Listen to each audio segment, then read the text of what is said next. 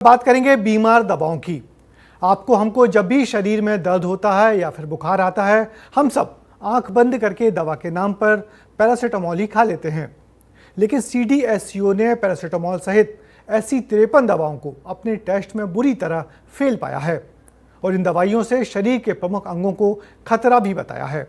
और क्या क्या खुलासा हुआ CDSCO की इस रिपोर्ट में, देखिए हमारी ये खास रिपोर्ट।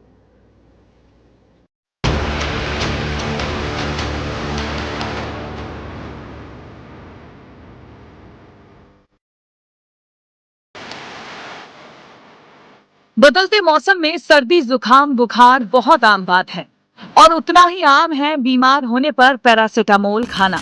जो लोग डॉक्टर के पास जाना नहीं चाहते हैं वो घर बैठे पैरासीटामोल खा लिया करते हैं।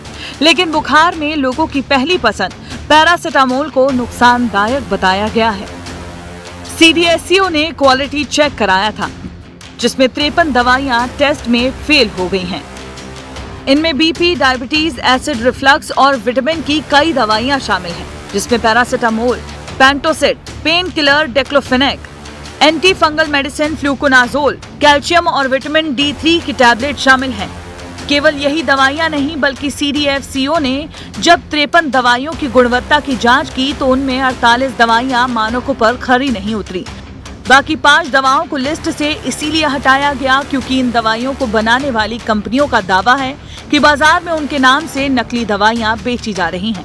टेस्ट में फेल हुई इन दवाइयों को लेकर डॉक्टर की क्या राय है, अब जरा आप उसे ध्यान से सुने। जब भी कोई दवाइयां मैन्युफैक्चर होती है तो उसमें CDSCO उसकी रैंडम सैंपलिंग करता है और इस तरह के 30 से 40 हजार सैंपल्स की जो जांच करी गई थी तो उसमें से ये 70 दवाइयां फेल हुई है। इसके फेल होने का मतलब ये है कि उसमें जो तय मात्रा में दवाई होना चाहिए उससे वो कम पाई गई है। तो इसका ये मतलब है कि वो जो पर्टिकुलर बैच वाली जो दवाइयां हैं वो जो उनको काम करना चाहिए या तो उसको कम करेगी या नहीं करेगी। यानी डर का माहौल बनाने से तो बचना चाहिए, लेकिन आम आदमी को भी खुद से दवाई नहीं लेनी चाहिए।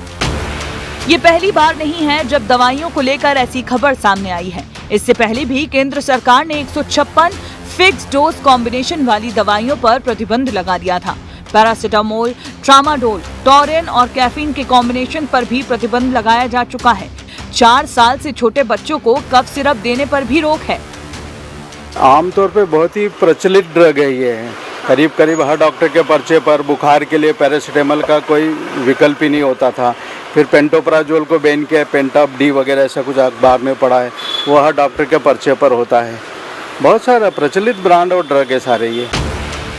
दरअसल स्वास्थ्य मंत्रालय समय समय पर दवाओं पर रोक लगाते रहता है। जिन दवाओं के बारे में ये पता चलता है कि उन्हें बिना सही से टेस्ट किए बाजार में बेचा जा रहा है, उन्हें जांच के बाद बैन कर दिया जाता है। जांच का मकसद लोगों को डराना नहीं होता, बल्कि जो दवाएं मार्केट में पहुंचाई जा रही हैं, वो सुरक्षित है या नहीं, ये पता लगाना होता है। जिन दवाओं पर रोक लगाई जाती है, उनके दूसरे बेहतर विकल्प भी बाजार में मौजूद रहते हैं। ब्यूरो रिपोर्ट, विस्तार न्यूज।